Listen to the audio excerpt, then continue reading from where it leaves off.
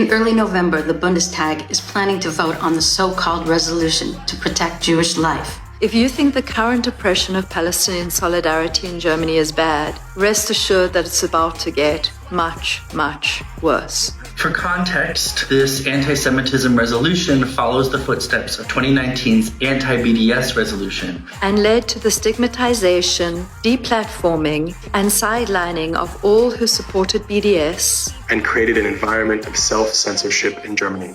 But this resolution goes much, much further.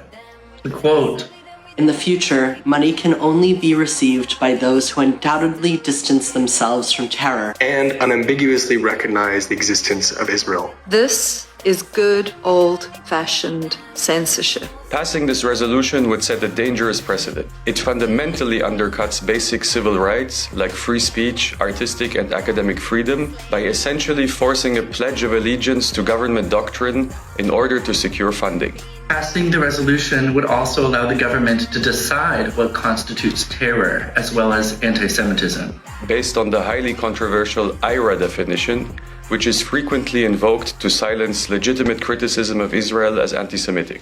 By stifling criticism of Israel, the IRA definition of anti-Semitism hardens the dangerous notion that Jewish identity is inextricably linked to the policy of Israel's far-right government, thus amplifying the very real and increasingly ominous threat that Jewish people face. Of course, there is nothing anti-Semitic about criticizing an apartheid state.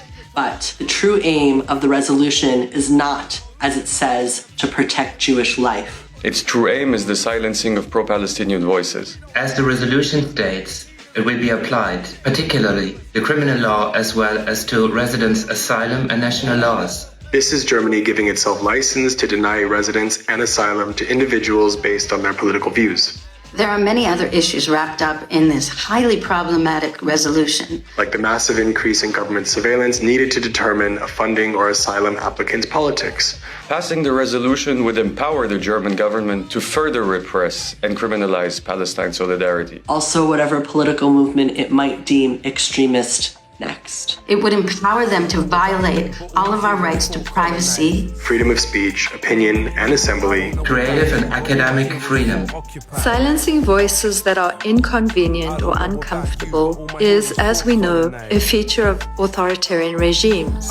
Let the government know you won't be censored. Free Palestine. Free Palestine. free Palestine. Free Palestine. This is dedicated to the sugar in their petrol tank. Shoulders that never shrank, brave hearts that never sank. Heart jumps for joy.